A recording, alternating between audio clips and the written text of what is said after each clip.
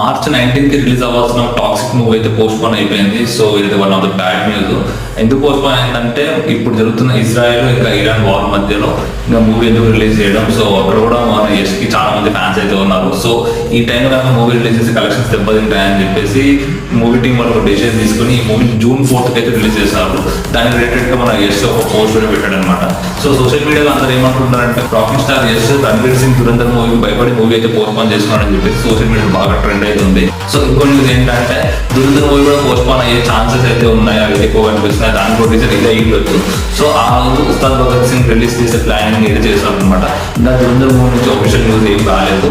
ఒకవేళ ఇదే కనుక కన్ఫర్మ్ అయితే March 19th Ustaad Bhagat Singh movie release అయింది. ఈ మంత్ లో రిలీజ్ అవ్వాల్సిన పెద్ద ప్యారడైజ్ మూవీస్ రెండు పోస్ట్ పోన్ అయిపోయినాయి. ఇప్పుడేమో టాక్సిక్ మూవీ కూడా పోస్ట్ పోన్ అయిపోయినాయి. సో ఈ మూవీ పోస్ట్ పోన్ అవ్వడం వల్ల మీరు ఎంతమంది డిసప్పాయింట్ అయ్యారో కమెంట్ చేయండి.